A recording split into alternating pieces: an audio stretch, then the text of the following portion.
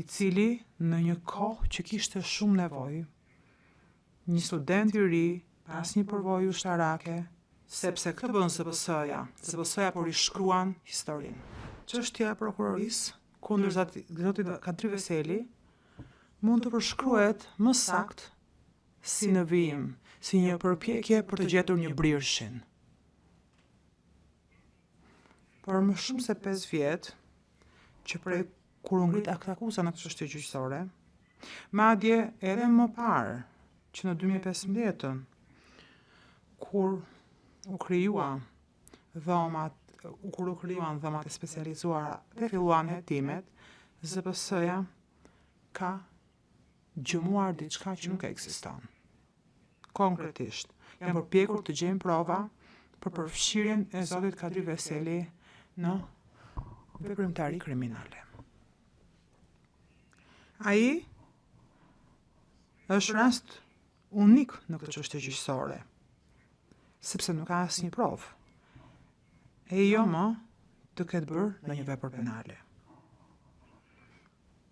Sigurisht që ka qenë antar i përkushtuar i UÇK-s, i cili në një kohë që kishte shumë nevojë, një student i ri, pas një përvojë ushtarake, u bashkua me mira të tjerë nga të gjitha sferat e jetës për të luftuar për lirinë e Kosovës dhe për të pasur një të ardhme pa autoritarizëm, pa partejit dhe brutalitet për veten dhe për fëmijët.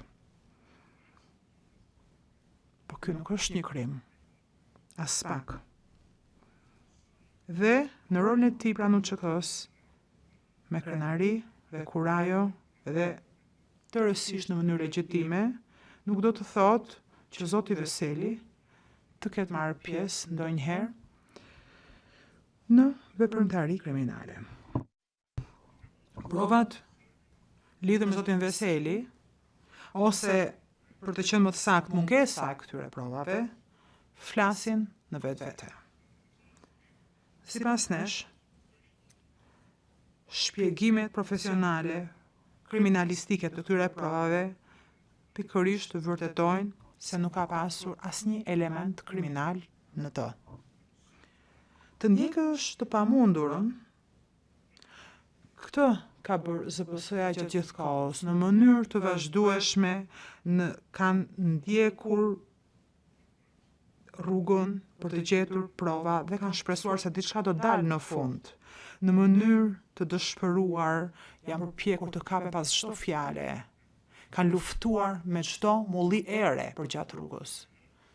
Por arritën në fund të rrugës, një rrugë të gjatë. Dhe ja ku janë këtu, përpara jush të nderuar gjykatës, duar bosh. Dosja përfundimtare e tyre është një përpjekje dëshpëruar për të paraqitur argumentet e tyre, sikurse bën edhe me parashtrimet kojore këtë javë. Ky është një rast ku një personi që po luftohet për UÇK-s, pavarësisht të gjitha mangësive të UÇK-s, e cila ka qenë e dukshme që në fillim. Janë përpjekur dëshpërimisht të paraqisin argumenta të përfshin klientin tim në këtë çështje gjyqësore. Por kur vendosën ta përfshin në këtë çështje gjyqësore, asnjëherë nuk e rishqyrtuan këtë vendim.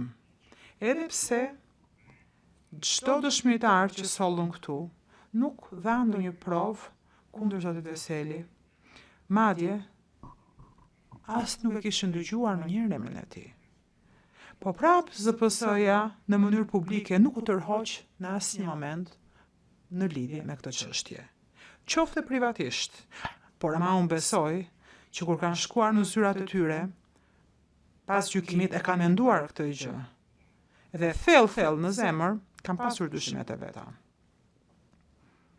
Dhe tani, gjendja e ministrit kur ZPS-ja duhet t'ju sjelli fakte konkrete të nderuar gjykatës.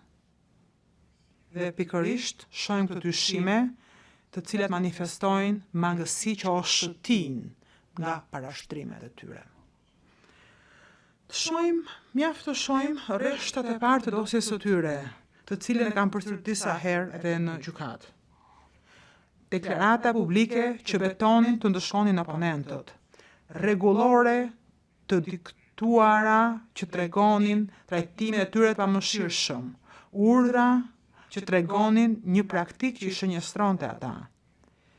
Po ku janë provat që Zoti Veseli pas ka qenë pjesë e kësaj? Çfarë do të ketë qenë kjo gjë? Nuk ekziston qoftë një provë vetme që ai të ketë vepruar në këtë mënyrë.